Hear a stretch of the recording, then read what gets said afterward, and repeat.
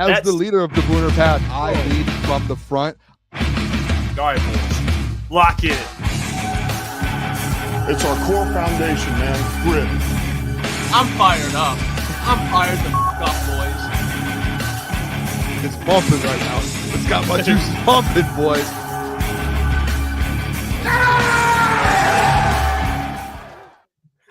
Mike, we are back. We are back. Dude, it feels like, and honestly, I think it's been, 3 weeks? We're busy draft. Pistons, playoffs. Didn't get a chance to do the Saturday morning show, but Mike, we are back. Everybody, welcome in. Shift God, I see you in the chat. Phil, what's going on? Drake Miller, how we doing?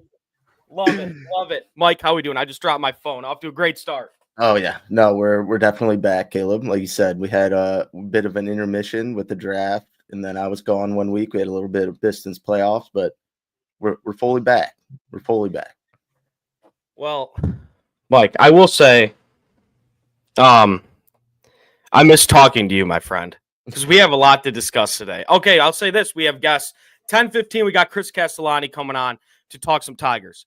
You want more? 10:40, we got Sean Murphy coming on to talk some Pistons offseason. But before that, Mike, I feel like we, as friends, we need to catch up a little bit. We do. I mean, it's been a month. It has been, and yeah, like I said, we didn't even get to see each other in our break week, the draft, because I was at the Pistons game. So, it's been a while. We have a lot of catching up to do, and we got the Tigers still hot as ever. Maybe we shouldn't come on because they just start rattling off wins, when we don't do it. Like, this is their best streak in this past 3 weeks. So seriously, well, I didn't even think of that. Now you're going to make me anxious the whole time because I am a superstitious guy, and the conversation is going to be, Caleb Czarnik and Michael Gentry went live on Saturday, and the Tigers rattle off 6 losses in a row. Yeah. Just kidding. Knock on wood, not happening. They're the best team in baseball right now, but we will get to that at 10:15. But Mike, I want to ask you this because a big part of my life, especially during the summer, is golf. And I know what you guys are thinking in the chat. There is no way this fat dude can swing a club at an efficient level. And let me tell you this, there's part of that. There's some truth to that. I'm not the greatest golfer in the world, but I do enjoy doing it. Keeps my competitive spirits up. How's your game been, Mike? And you just played Arcadia Bluffs. We talked about that a little bit. How was that experience? It was unreal. That was my third time playing it. I played the Bluffs twice and the South Course once. So a little experience on the course, but the conditions were hard as ever. It was still a little bit cold. It was kind of fall golf. But it was unreal. The course is immaculate. It's in pristine shape at all times of the year. It was a good time. We got to golf Manistee National too for the weekend. So we did a lot of different golfing up north. But I had a good day at Arcadia. For the rest of the weekend, I can't say the same, Caleb. I can't say the same. We were scrambling the rest of the week. Arcadia was the only one we played our own ball. I ended up shooting 87 or 88, and then the scramble, I couldn't string 2 shots together. Yeah. I was a detriment to our team, and a lot of the golfers that were there were much better than I am, and I think I'm pretty decent. But there was a few guys that are unreal, so I was just kind of in the midst of the pack. So, but it was a good time. If it was a little warmer, it would have been 20 times better. But Arcadia Bluffs is unreal. If you guys haven't gone, you have to check it out. Well, I'll say this about a scramble. I haven't played one in a minute. I actually think I'm going to play in one today. But oh wow, thanks for that. I feel like playing shitty in a scramble feels worse than playing bad when you're playing your own ball. You just feel like you're letting your team down. I know, if you're playing your own ball, you can play best ball, stroke play, match play, all that good stuff. But when you have a partner that's relying on you in a scramble and you're playing shitty, it almost feels worse. Yeah, no, especially when you're better than what you're outputting. But then there's no better feeling, even though when you are golfing terrible in a scramble or whatever it is, and then you make that big shot, that big putt to help out your team. There's so many ways that you can contribute, but no, that is definitely the worst feeling, especially if it's you're playing for money or if it's a golf outing or something like that, and it is a competitive scene. When you're golfing terrible in a scramble, there's probably nothing worse. Yeah, well, thank you everybody for tuning in. Make sure you hit the subscribe button because I will say this: I've gone golfing with the fellas. Jeff, Booner, a couple times. Mike, I played with you once. I think this might be the most interesting group of golfers I think I've played with in a long time, and I think it's going to make for some great content. So if you guys want some golf content, let us know because I think that's something we're definitely interested in doing. It's not, I mean, just, I don't even know how to describe it. Like, Jeff's new to golf, but I'll say this. He's way better than I was when I started. There is potential there in Jeff.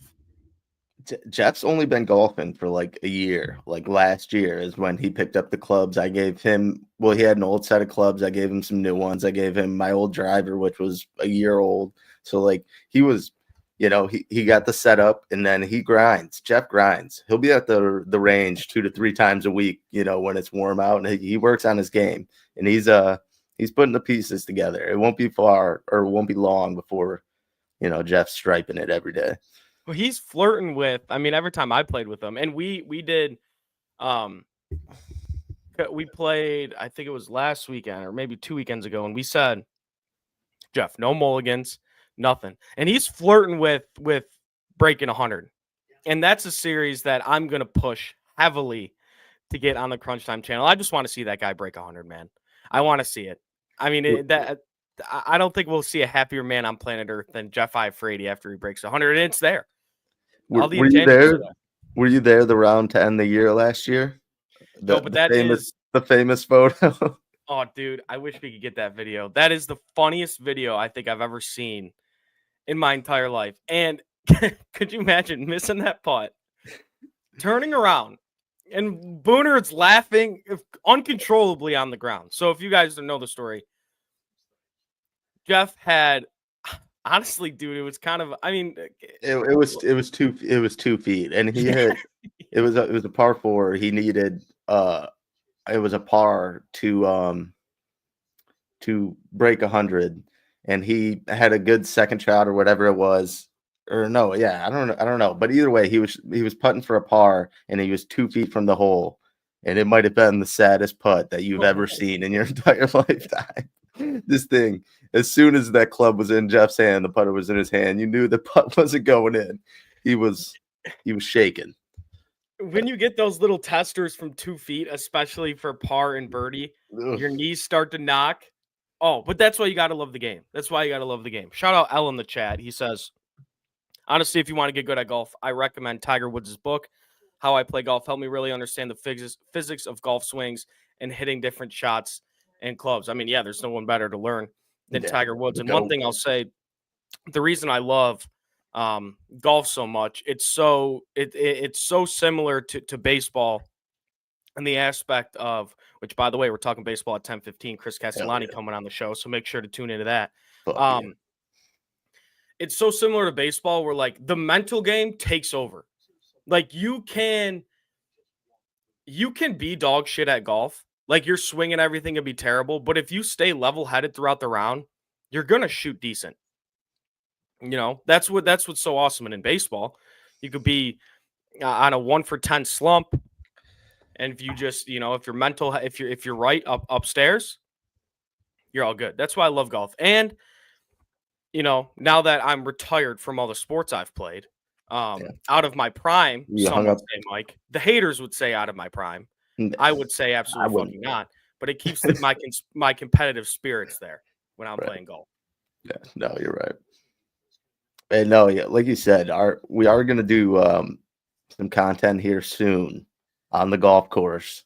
All right, I'll give it out. It is going to be me and Jeff versus Caleb and Booner to kind of even out the teams, because Caleb and Booner have some wins under their belt. There's some seasoned golfers, and then I got the newbie Jeff on my team, and we'll see how it goes. Look, I'll say this: you don't want me on the opposite side of the tee box from you, Mike. I'll say that.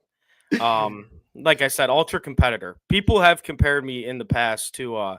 They say, Caleb, wow, your demeanor and just your moxie overall reminds me a lot of a combination of Dan Campbell and Tarik Skubal. When I'm on the golf course, people have said that. That's a hell of a build. Hell of a build, and you know, I look, I could be a problem, but again, at the same time, I can go out there and shoot the worst round you've ever seen in my life, and then, you know, by hole 5, if I can tell it's going to be a bad hole, if it's going to be a bad round, that's where the beers start to flow, and then who knows what happens after that. Any beers this weekend for you at Arcadia, or was it kind of just like let's admire what's going on here? Not there. I didn't. I think I had one in the clubhouse while we were waiting.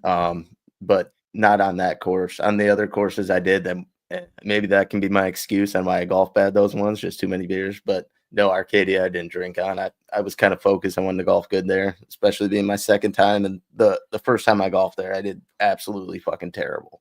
Like, yeah, not good. So when I kind of went back, I knew the lay of the land. I wanted to see how good I could do, and obviously I did way better. But still unreal course, so tough. But yeah, well, I will give you your props, Caleb. Too. Our first time we golfed together, you made it sound like you were a shitty golfer. Dude, that's what Jeff said too. He said I sandbagged. That is 100% just not what happened. I told you guys that I've played before, and I'm not the greatest. And I think that's a perfect representation of my game.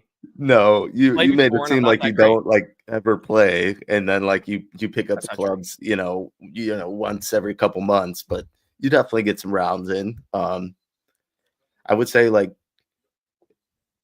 I don't know. I don't know. I haven't played with you enough to say if like you and Booner are kind of like, you know, same level, and you guys like have different parts of your games that are better than each other and whatnot, but you're still very good too, and you have, you know, very clean swing, slow, you know, it gets the job done. Well, I appreciate that a lot, Mike. It makes me feel really good. Xavier D, yeah, but your short game. Yeah. Well, that's where my scores get a little bit high. All right. People have said a lot of things about me, but another one thing is they say I have soft hands around the green. That's not true. There's a lot of chips. I leave a lot to be desired there around the greens. But hey, that's something we're gonna get better at as the year goes on. I got the nickname from, I'm not even gonna say it, from D-Mac and Neil. There was more than one reason to the soft hands name. There was more than one reason. Sure. Okay, dude. All right. All right. Well, we got one. What was that? Nothing. Never mind. Go on. No, I was going to say we got Castellani coming in here in a little bit, but you know what? I don't think I could hold it in anymore. The Tigers have been on an absolute heater, Mike. That's 5 in a row for this team. And I noticed a lot of things, and I don't want to say it took me until the Rocky series to kind of say like, wow, this team is as good as advertised. But that Rocky series, that was one of the more pleasing series sweeps I have seen from a team in a long time. You go into Colorado, one of the worst teams in baseball, a team you should beat up on. In game 1, you get a bad start out of Job, but the offense picks them up, which we haven't seen in years past, where you get a bad outing from your starting pitcher and you leave the ballpark with the W. Then in game 2 and 3, you just beat the absolute piss out of them. I believe the run differential in the next 2 games was like plus 19 for the Tigers, which is absolutely ridiculous. And let me say this about last night's game. And we're going to get into Skubal a little bit, because he is just, when you talk about mastering, when you talk about someone mastering their craft, that's what Tarik Skubal has done. And I can go for an hour just talking about how honestly fascinated I am by Tarik Skubal and the way he kind of holds himself on the mound and just the competitor he is. But one thing I want to talk about, and this happens to me once every, couple games where I watch the Tigers do something and I say, wow, that is a winning baseball sequence right there. And yesterday, I forgot what inning it was, but it was when they scored their second run, where Riley Green starts the inning with a leadoff walk. And then you get a fly out and a strikeout from Ibanez and Torque. The Tigers of old are leaving Riley Green stranded there at first base. It's essentially a dead inning with 2 outs, runners on first.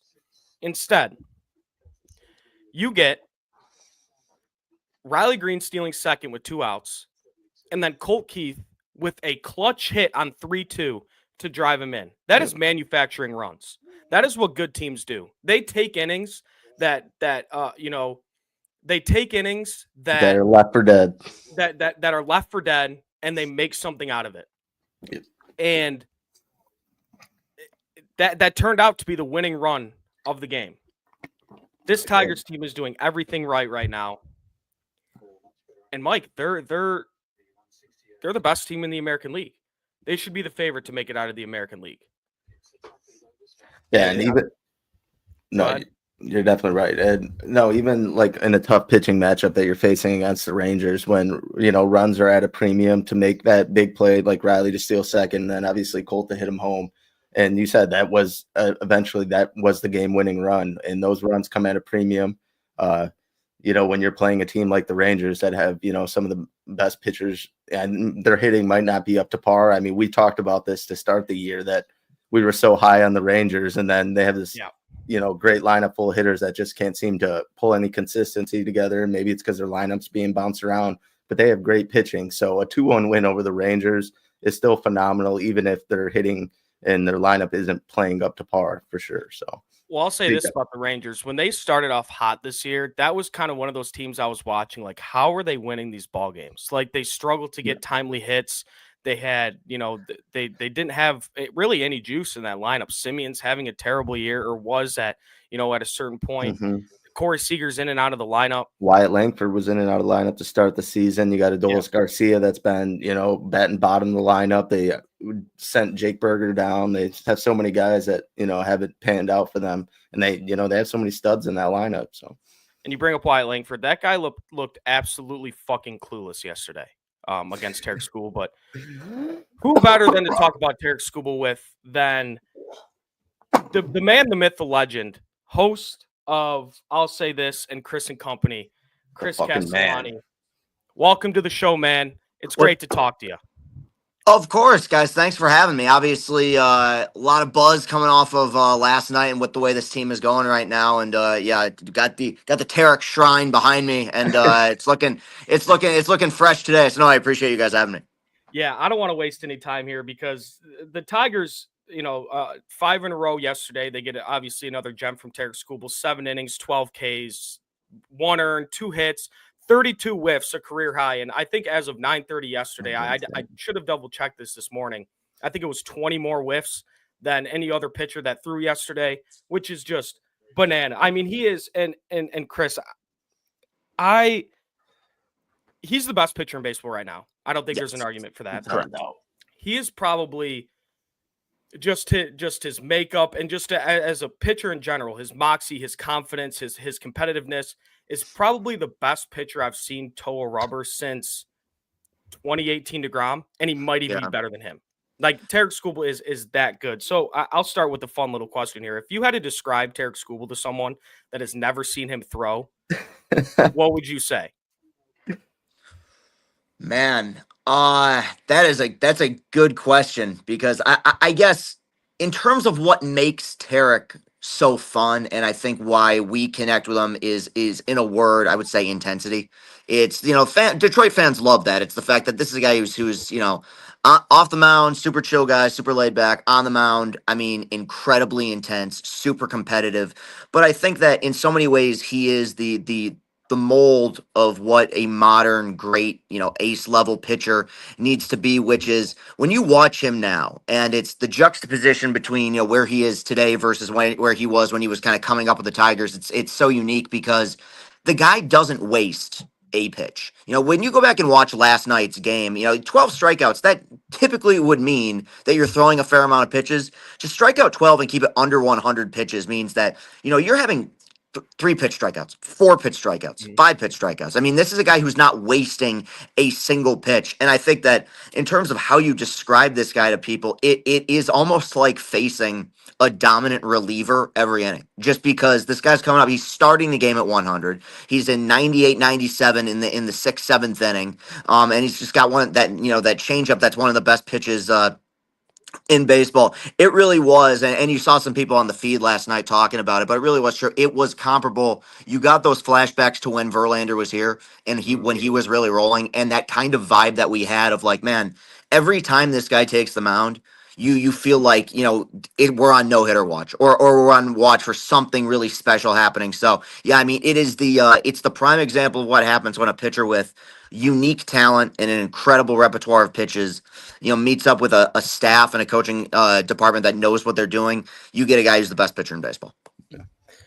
And Chris, I just want to kind of talk about our new addition in Gleyber Torres. I feel like he's been the perfect fit, the perfect signing. I know it's still early, but just talk about the impact he's made, because even like the Colorado series, it seems like every time you needed a hit, he would always come. Really, the whole season, anytime you needed a hit, he's always coming up big. He's a base hit machine. Just speak on the impact he's made and what he's going to mean for this team in the playoff push.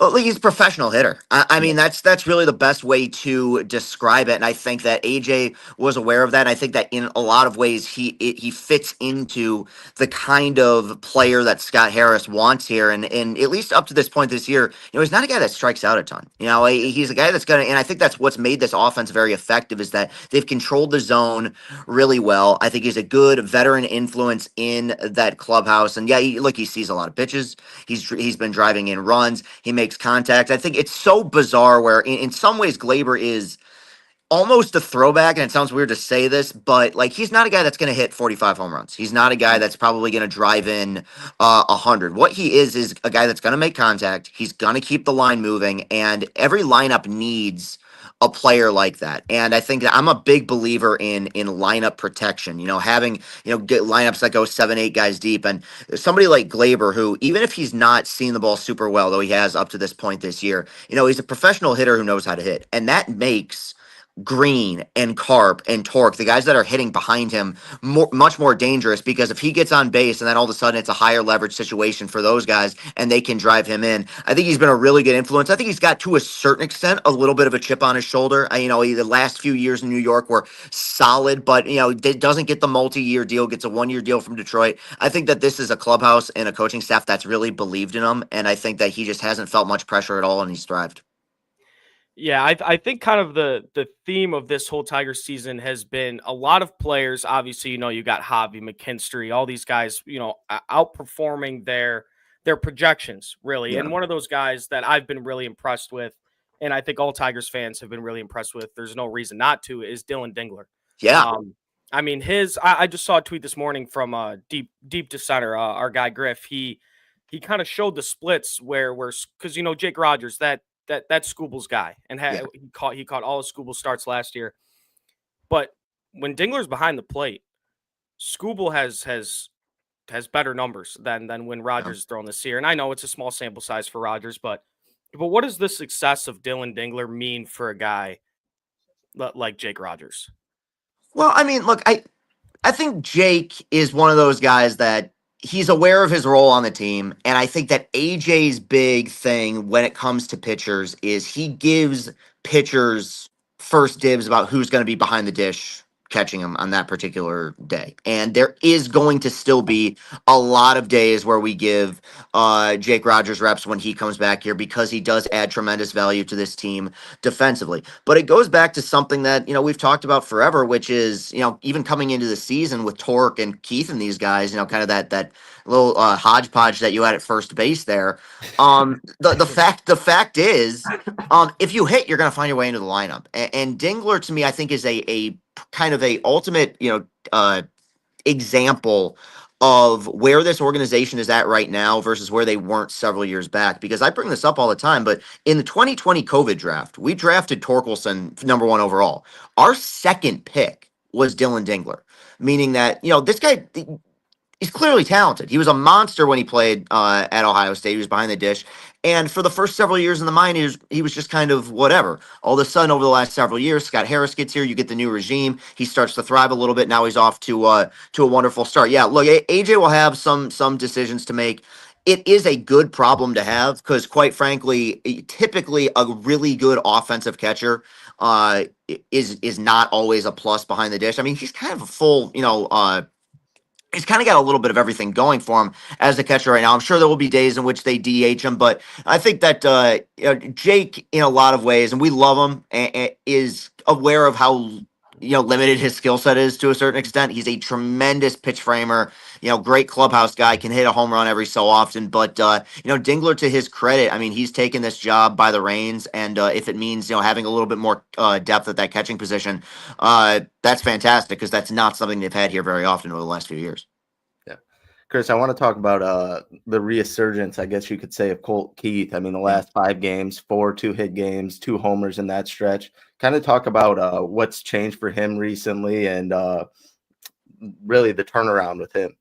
Okay, the short answer is I think he just sucks in April. I think it's the second year in a row where he's been awful in April. Now, obviously, last season he was a rookie and you kind of forgave it, but like this year, you look at the splits, it's like he's just a slow starter. But the longer answer, honestly, is I think, when you look at what was going on in the first month of the season with him, he was seeing a lot of pitches. He was often getting himself into, hitter-friendly counts and just wasn't making hard contact for whatever reason when he was, getting mistakes. I also think that it was kind of the perfect storm because you had a guy that's struggling at the dish, and then it's a lonely thing out there when you're making errors at your position. And they started him in the year at first. Torque starts hitting, you put him at second. I mean, he had, there was really 2 games they lost, but about 3 or 4 games where it's like, this dude had the yips. I mean, he was just not feeling it at second base. And I think that over time, that the psychological element of the game does kind of get to you. And I remember saying this, I think before they went on their road trip, just being like, there are certain players who just need to see the ball go over the fence once or twice. And he got, he hit a nuke in Houston against the Astros and starts to ascend a little bit. It's a different time here because there was a time in Detroit where not that long ago where if a guy was struggling, we held our breath for a long time if they were ever going to figure it out. Like the resources are here in place where if you have a struggling player, they're going to figure it out. They're going to start grinding. The fact is, I think that this regime has a pretty darn good eye for talent. You don't get a contract before you play a major league game unless you see an organization that sees tremendous value in a guy. He's ultimately going to be there. He's going to turn around. I thought last night that was, ultimately had what turned out to be the game-winning RBI with that great at-bat against Corbett. I just think it's a matter of adjustments. The guy still is a really young player, but this is a tremendous sign to see him going here in the first half of the month of May. Yeah, we had a conversation with Scott Bentley, and he made a great point. He just said, it doesn't look like, in April at least, it didn't look like Colt Keith had any swagger at the plate. Yeah. And you see that home run he hit the other night where it was almost like the in July last year where he hit that home run against the Reds where he did the Griffey pimp job, and he did that the other night. It's like, okay, this guy might be show us what he did, swagger back a little bit. And I don't think there's a player on the Tigers that's more fun to root for than Colt Keith. I mentioned it earlier on the show. It's like yesterday, I forgot what inning it was when they produced that second run. You have 2 outs, runner on first. The Tigers of old, they're leaving Riley Green stranded at first after the leadoff walk. But you get a steal from Riley Green, then you get a clutch base hit on a great at-bat from Colt Keith. So I love to see it. And another guy that's kind of getting his swagger back a little bit is Trey Sweeney. I mean, he's doing like Ted Williams things these past couple series or these past 2 series. Do you think Scott Harris, and obviously we have guys in the farm, Bryce Rayner, but he is far away from being in the major leagues. Do you think the Tigers see shortstop as maybe a position of need going, later in the season, or do you think they're content with Sweeney at shortstop? No, I think Sweeney's their guy. I really do. And I think that when you look at, the guys you're asking me about right now, like Dingler and Sweeney, they're guys that I don't think are ever going to be 5-WAR, like perennial all-star players, but they're important pieces of this team. And it's something that I've talked about many times over where if even the Rockies, right, God bless them, have a 2 through 4 that's like they're okay. They're solid. Every lineup has, at the top of their order, middle of their order, has guys that can hit a little bit. The teams that really wear you down are the ones that 7 spot, 8 spot, 9 spot are grinding out at bats.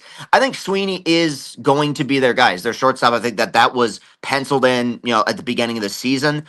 Maybe I think he's probably developed a little bit better than they expected. I mean, it is pretty rare that you trade somebody and then immediately get a shortstop who, I mean, he didn't play in the minor leagues for the Tigers. He comes right to Detroit, is their starting shortstop from day one and has kind of taken that position over. I think that, obviously long term, you look at some other options, what's down in the minors. But one important thing, I was talking to somebody about this last night.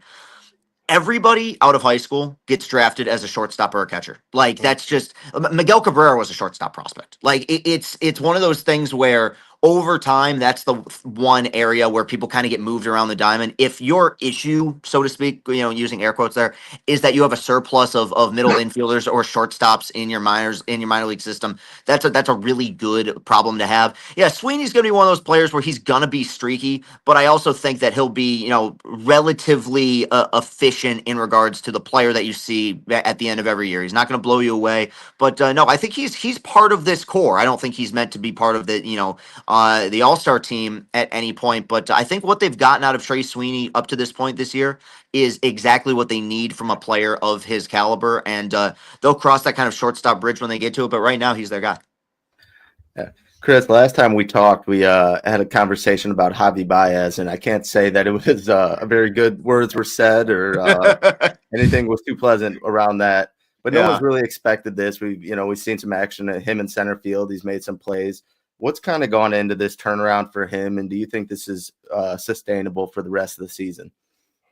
Bro, I don't know. That's the weirdest. That's the weirdest thing. Like, I can't tell you, like, the arc I've had, like the existential crisis that's been going on with this Javi Baez stuff, because it's like I don't see. Okay, here's the honest truth of it. Like, I'm messing around, but the chase rate is lower than it's been ever in his career. Okay, and that's the thing that has driven us nuts since he's been here. Is like, pitches that are 8 feet off the plate and he's hacking at them. Right now, it's still. I want to make something very clear. It's still a very poor chase rate. Like, it's still something that under normal circumstances would be very concerning for a player. But for him, it's like he's always been a free swinger.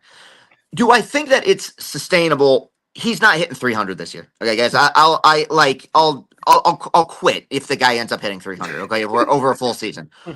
What I've noticed with him, and I do give him a lot of credit for this, is that I think he's accepted his limitations currently as a player, and he's accepted his change in terms of his role here.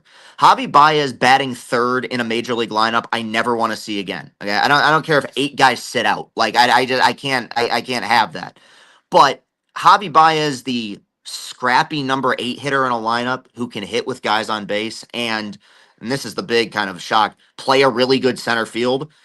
That's a valuable player for you. Okay, he will never be what he was in Chicago, and at this point, like, yes, it's a bad contract. You know what? We had the money to spend, and ultimately, the guy did earn the contract. He's had a very good career. You just need to adjust at this point and say, what can this player bring you at this point in his career? And I think because the role has changed, he's become, one, just infinitely more watchable as a player, but 2, I think he's provided a lot more value. And to his credit, because we saw a story this week about Rafi Devers and what's going on in Boston.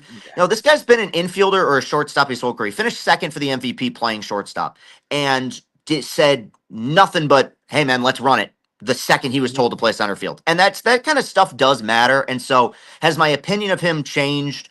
I can't get the last 3 years of time back. Okay, so I'm not necessarily, but as an entity on this team, I think he's added more value than I expected. 1, because of the unselfishness, and 2, just because I think his role has changed.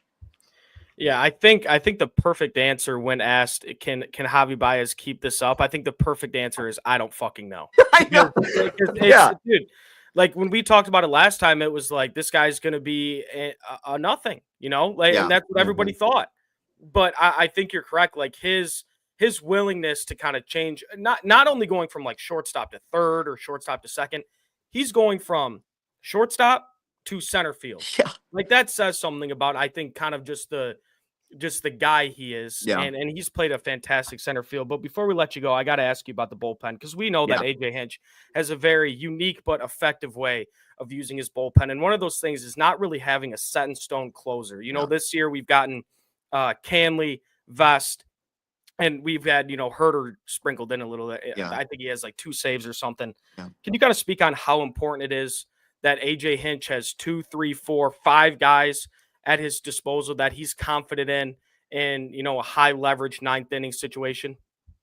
It's really fun to watch, honestly. And watching the way that AJ manages his bullpen, I look and think, like, how is it like just now that people are realizing, like, yeah, you don't have to have the 8th inning guy solely pitch the 8th inning. Like the way that he uses these kind of fluid bullpen roles has been really unique. One thing that I've brought up, and even I think it was actually brought up on the broadcast several weeks ago, so I felt kind of vindicated, is the fact that this bullpen has a phrase that I've coined, I believe, called bullpen diversity, in the sense that you have several really good pitchers, but it's not just a stable of guys that are throwing 100 with wipeout sliders. You look at last night, you obviously Skubal, masterful through 7, but there was a time, even when we were great, where if Verlander went 7, it's hold your breath, because, Al Albuquerque's coming into the game or Phil Coke coming into the game.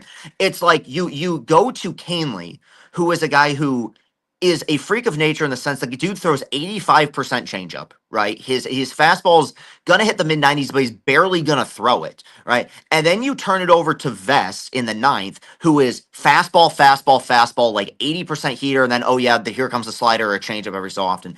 If you're a guy in that lineup, the difference between seeing 85 consistently on the changeup and then 98 with the fastball, I think that it's really a unique thing. And I don't know if that's intentional, but you take a flamethrower Vest in the 9th, and then a really efficient, changeup master in the 8th. And then, of course, you can toss in Tyler Holton, who's going to sink the ball. He's going to sweep the ball. He's going to move the ball all over the plate. I think that it's you give these guys a lot of credit, and I think it goes back to what I talked about with Skubal, which is a lot of relievers struggle with command. I mean, Vest and Canley it was strikes, man. I mean, they weren't messing around. That was a short game last night. But I also think that it speaks to just AJ's job as a manager, where there are those clubhouses, and it's weird, just baseball players are bizarre, where, I've been pitching the 8th my whole career, I got to pitch the 8th. I've been pitching the 9th my whole career, I got to pitch the 9th. And he made it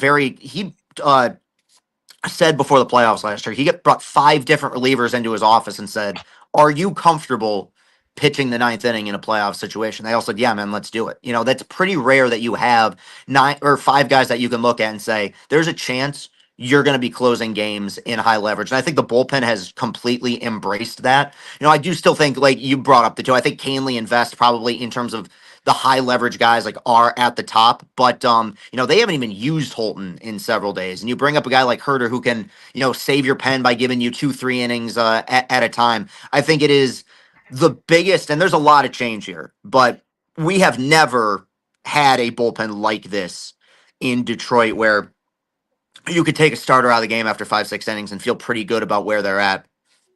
That's where we're at with what AJ and Federer have been doing, and you give these pitchers a lot of credit.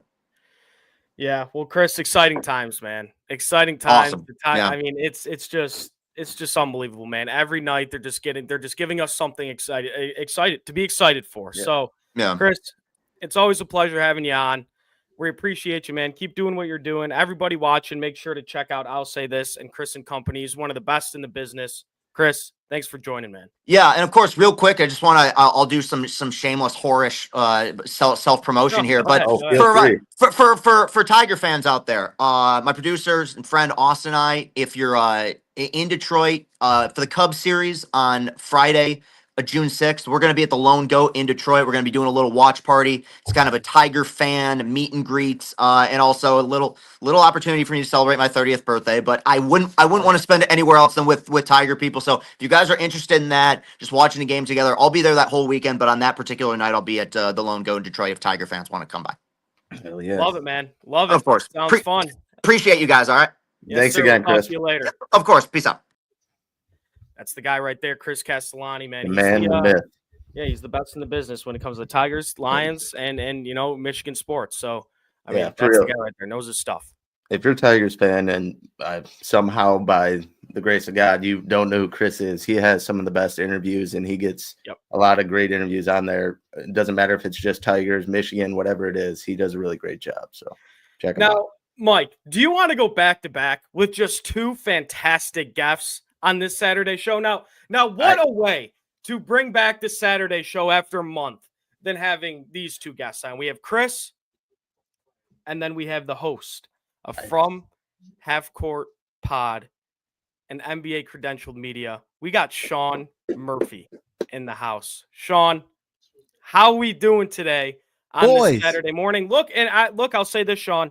I was hoping we'd be able to talk to you the next time we'd be talking. The Pistons would still be playing basketball, but a successful season nonetheless. You've done a great job. How you feeling today, Sean? Thank you, man. I'm not going to lie, guys. I've never had to follow anyone nearly as prominent as Chris Castellani. So we're going to roll with the punches today, man. No, it's good to be here. Thanks for having me on. And even though obviously you wish the Pistons could have played a little bit longer into this postseason, I still think you got to feel pretty on top of the world if you're a Pistons fan right now. A Detroit sports fan as a whole. I mean, my goodness, get to bring on Chris Castellani during the best stretch of Tigers baseball in what, like 10 plus years? Yeah. I mean, it's a great time to be a Detroit. We're not going to talk about my Red Wings, Sean. We're just going to skip over them. We'll Tigers, Pistons, Lions. You know, they're going to join the party at some point too. Right. You know, they'll be there. I can't.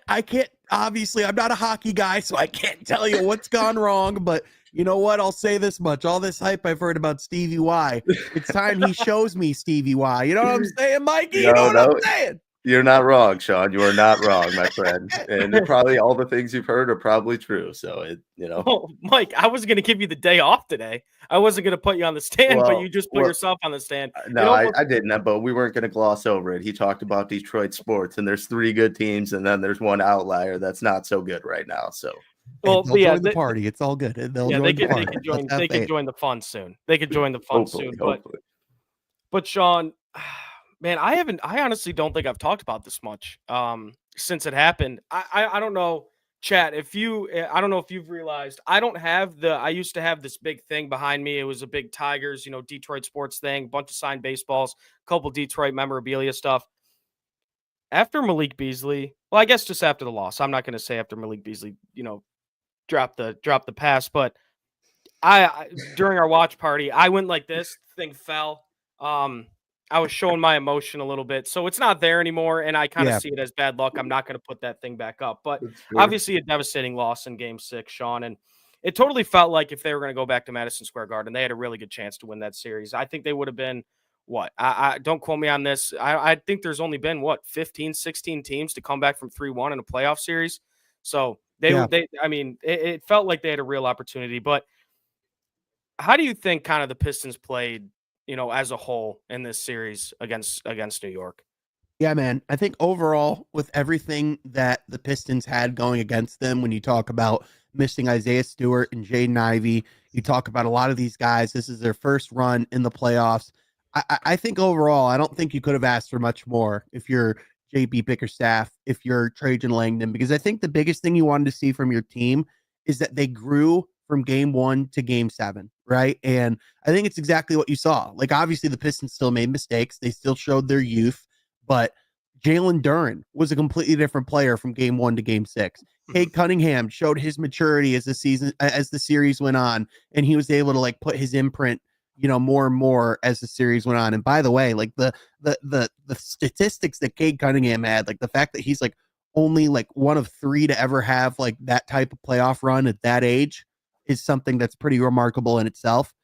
I think the biggest thing that you got to be pretty excited about, if you're a Pistons fan, is the team that you literally had on the brink of forcing a Game 7 and, all these things. Also, Derek Carr just retired. Holy crap. I'm sorry. Derek Carr? Yeah, Derek Carr. Yep, wow, sorry. What? That just randomly came across my timeline. That felt like a pretty big news to bring up for this show. Sean Murphy bomb. Yep. Sorry about that. That was a Tom Pelissero. So that's 100% true. Anyway, so when you're looking at the Pistons, obviously they forced the Knicks to fight for their absolute lives and campaign literally said to a reporter in passing in the locker room after game 2, he said, "Thank God for the Pistons," because he said that they woke up the Knicks and made them a completely different team and brought out the physicality that they needed to really, compete in this type of Boston Celtics series. So the fact that the team that the Pistons literally made scratch and claw to get out of the first round, the fact that that team's up 2-0 against the defending champion Boston Celtics is something that's remarkable. And I think, like, if you're a Pistons fan, like, that makes you feel even better, because it's like, well, we weren't even nearly at full strength, and we forced that team to the brink of game 7. Mm-hmm. And it took one of the greatest playoff clutch shots of all time, by the way, to eliminate the Pistons. Like, I know that last sequence sucked, but, like, it's one of those, like, moments where it took one of the greatest plays of Jalen Brunson's life to send the Pistons home. Oh, it makes me sick thinking about it, man. And you kind of talked about it. They were missing some reinforcements. Obviously, the big one being Jaden Ivey, and then you could say Isaiah Stewart, his physical presence, his defense, and whatnot. How big of a difference do you think that series would have been? Do you think they possibly win with those two in there? And how would Ivey have helped with closing games? Because that was definitely a big thing without those 6 games. I mean, Cade had a few chances to close games out multiple times, and it didn't work out that way. And it's not all on him, but how do you think Jaden Ivey would have helped with this series? Do you think they win? And yeah. Listen, I think it's certainly, even closer than it already was, which every single game was decided by single digits. And, like Jaden, like, I think the biggest thing that you saw the Pistons miss in those final minutes was someone who could alleviate the pressure off of Cade, someone who could handle the ball and create their own offense. Like, Cade obviously is a great player, and he's able to do that. But you saw kind of the fatigue of having to do that for almost an entire game really just kind of wear on him, especially as the series went on. Whereas Jaden Ivey, with his athleticism, with his burst, just with his playmaking ability, everything that he can do, he can get to the basket, he can draw attention away from other guys. He opens up more opportunities for your offense if he's in the game. Defensively, I'd question, like, where they would throw him. Like, I think he would have a really hard time, obviously, if he was thrown on like a Jalen Brunson. But, like, I think you see, because I like, really, like, I especially, like, as, like, towards when Jaden Ivey got injured, when they were really starting to roll all those things, like you just saw how much more dynamic our offense was when he's on the court. So I always kind of predicted that you would see the impact of no Jaden Ivey once playoff basketball came, and once the half-court offense became even more imperative, because when this team can shield it with getting in the fast break, they have athletes, they have great players that can go out and get in transition. But when you have to play in the half court, when you need to take chicken, make chicken salad, you need guys like Jaden Ivey who can just mess things up for you. Yeah, look, I'm going to say this, Sean, and I want to get into the offseason a little bit, but before we do that, and I know this was a while ago, but I've still been thinking about it for a long time. Immediately after the game, TJ Lang tweeted it out. I know you saw it. That Cade, it was somewhere along the lines of, Cade is a fantastic Robin, but he needs a Batman. That is just a totally unfair assessment of that series for Cade Cunningham, right? Like, if he is right now and always will be the Batman for the Detroit Pistons.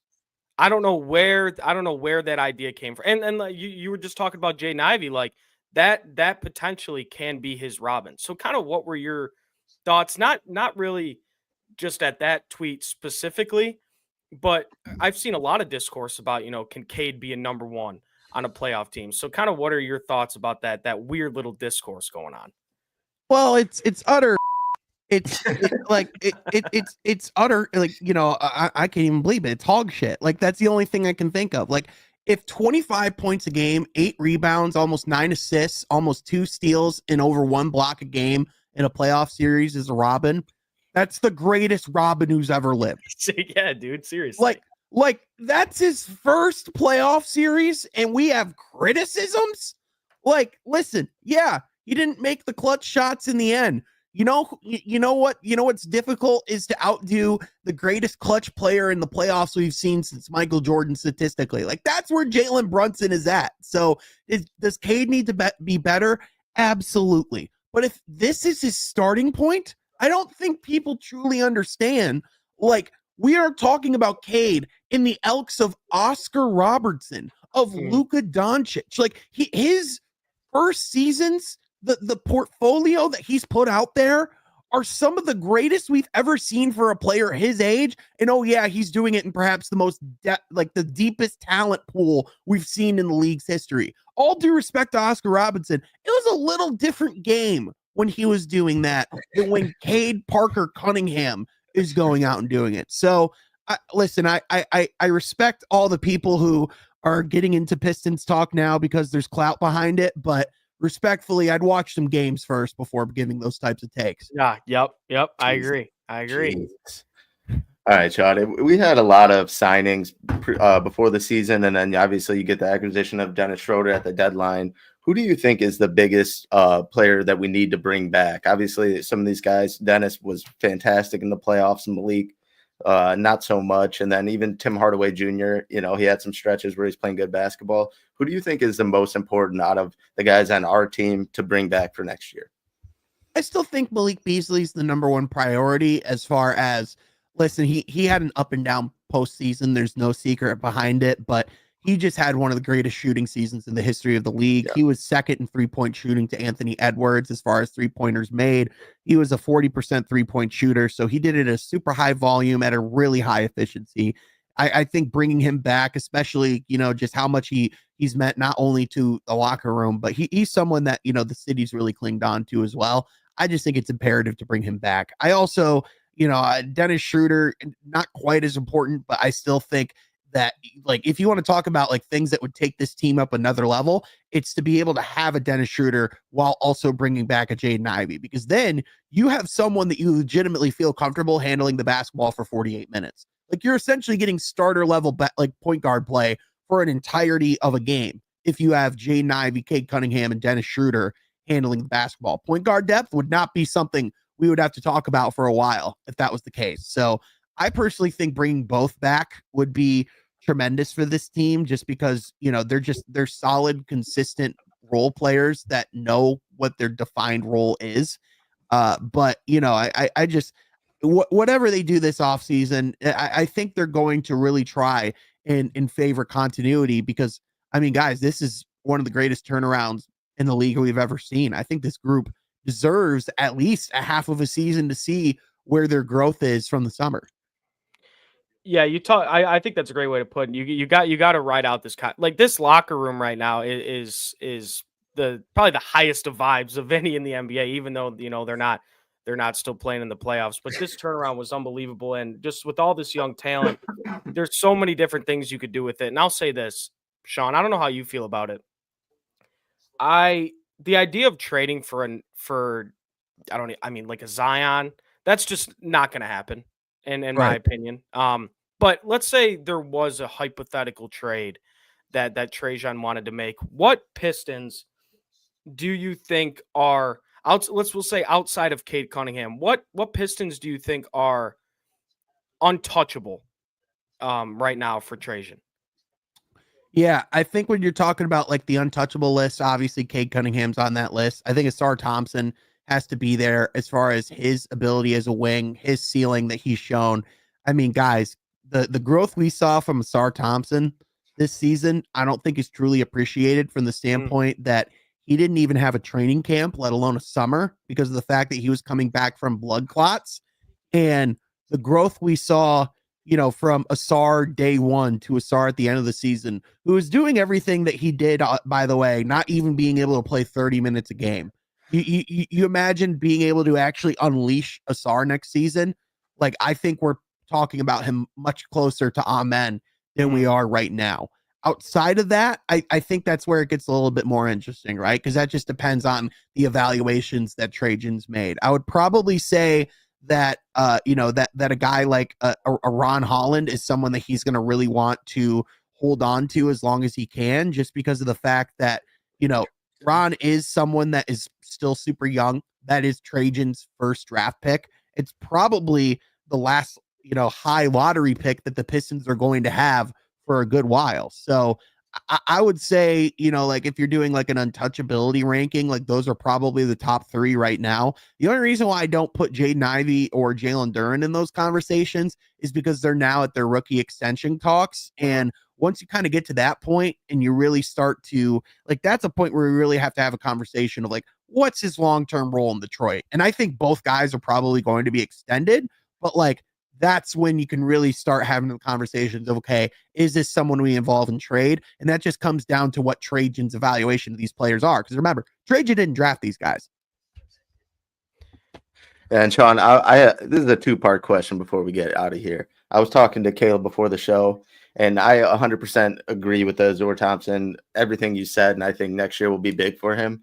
But I was on a golf trip this past weekend, few crazy Pistons fans, and we got talking hypotheticals and whatnot. If Azor Thompson was the piece that you needed to bring Devin Booker back, or bring Devin Booker home rather, would you be okay with moving Azor Thompson in a package for Devin Booker? Absolutely not. No. Oh, thank you, Sean. Absolutely Thank you, not. Sean. 10 toes yes. down, no hesitation. And this is coming from one of the biggest Devin Booker fans on the planet. Listen, I'm from I live in Granville right now. That's where Devin Booker's from. I've been a big fan of his game ever since he's come into the league. I think you would be making a tremendous mistake giving up on an Azor Thompson this early on in his career, considering what he can potentially turn into. And listen, I know that's high praise because Devin Booker right now gets you immediate returns, is an awesome player, but I think this team loses a significant part of their defensive identity if they trade away an Azor Thompson. I also just think you have to look at, their runways and like the timeline that the Pistons are on. And like Devin Booker's not far off from being 30 years old. We don't know how much longer prime Devin Booker we're going to have. And although I think his game is primed for him to be able to have longevity, we don't know that for a fact. Right. So I think, also you don't really, you still have a little bit longer of a time before you have to pay Azor. And ultimately, even when you do pay Azor, it's not going to be as much as what Devin Booker's going to be making at, kind of off the bat. So I think if you trade for Booker, it almost kind of puts you in a similar predicament to where Phoenix is at right now, which is your cap space is going to be tied up very quickly in the top couple of players. And the rest of your roster better be filled out with solid role players on very cheap deals. You have to really start getting really good around the margins very quickly. So yes. I just think it kind of like strains in the Pistons a little too quickly. And again, I love Devin Booker, but if they can, if like, to me, it's like Azor Thompson's a non-starter in those conversations. Yeah. Yes, no, thank you, Sean. That's fair. There was it was almost a house divided on it. My insight on it was when the Phoenix Suns are looking for a trade for Devin Booker, if they possibly will, which I don't think will happen. I think Matt Ishbia ends up keeping him either way, but yeah, I think that the value of Azor Thompson is much different than Jaden Ivey, and if they're going to give up a player for Devin Booker, I think that they would automatically ask for him. I don't think Jaden Ivey and I don't care what other young guy you say and some picks will cut it. I think they would automatically go for the big fish. That was my view on it. Yeah. And honestly, I think you're right on that because Matt Ishbia, listen, he is a tremendous businessman. He has a, very exuberant, a lot of energy, but he thinks he has a pair of aces when he's dealing with a 2 and a 6 like that.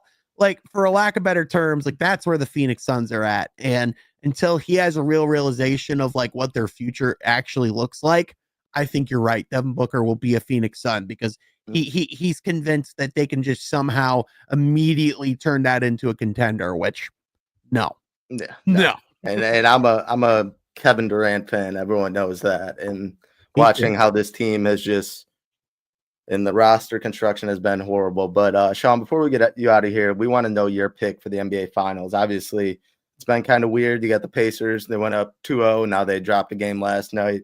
You got the Celtics down 2-0. And then now you have the Nuggets taking control of that series. Who do you got right now? It's kind of weird. And the Nuggets were, plus 600 to win that series. And now they're in control. So who are you thinking? This is such a peculiar postseason because the teams in the East I feel the best about are both currently down in their series. Right. I would say if we get the Cleveland that we got last night, I just have a hard time not seeing them in the finals. Donovan Mitchell scored 91 points in their last 2 games. Yeah. Like their play has not really been the problem. It's just making sure Mobley, Garland, and Hunter are all healthy and in the lineup. And then on the West side, again, this is where it gets weird because the team that just lost last night, I still think the Thunder, when everything's firing on all cylinders, I still think they're the best team in the West. So, that's what's the beauty of this current NBA is it's a lot more unpredictable. But if I had to pick today based off of how I'm feeling, I'd go Thunder Cleveland. But I mean, that's again, that can literally change within a span of a week. Both those teams realistically could be eliminated. Who wins that series, Sean? Oh man, Cleveland or OKC? I mean, I'd probably, as of right now, like I think Oklahoma City's probably the better team. But I think when you look at like how those teams have played in the clutch, I think Donovan Mitchell's an absolute killer. He's one of the best playoff performers we've ever seen. And I think in that matchup, I think Cleveland's size would give Oklahoma City a lot of problems. So I'd probably, it's crazy. They're down, but I'd probably lean Cleveland at the moment. Like if that might be reactionary because, last night they looked awesome. But like when Cleveland's at their best, man, I mean, they are a damn good basketball team. But that's the thing is like Boston, like they could still come back and get a repeat as well. But the thing that's tricky is they just have no ice in the clutch. Mm-hmm. And when things get tough for them, they shrink very quickly. I don't think any team remaining other than like the Nuggets has a playoff performer like Donovan Mitchell at the moment. Yeah, I mean, that was a fantastic performance yesterday. And I'll tell you what, the Pacers they could climb right back into the series if Tyrese Halliburton's going to go 30 minutes with 4 points again. I believe that's what he had, or 8 points or whatever it was. It's not enough. But and they're like the Cavaliers are an incredible shot from Tyrese Halliburton away from being up 2-1 in the series. Like they should be leading right now. Mm-hmm.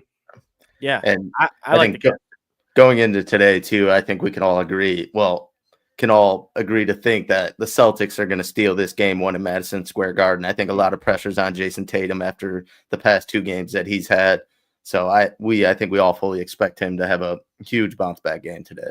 Have you heard how expensive these tickets are, by the way, for this game 3 in the Garden? It's like just to get into the building is $750. Gee, what do you think it is to sit on the floor? Oh, I already know. It's like 53,000. Dude, oh my.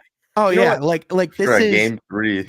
I mean, this is the biggest. This is probably the biggest Knicks game in like 25 years, realistically, because if they win this one, go up 3-0, potentially go to the Eastern Conference Finals. No, like if they get the Pacers, like no disrespect, like I mean, or even Cleveland, like after beating Boston, I think New York fans would expect the finals at that point. I'm not saying they're right.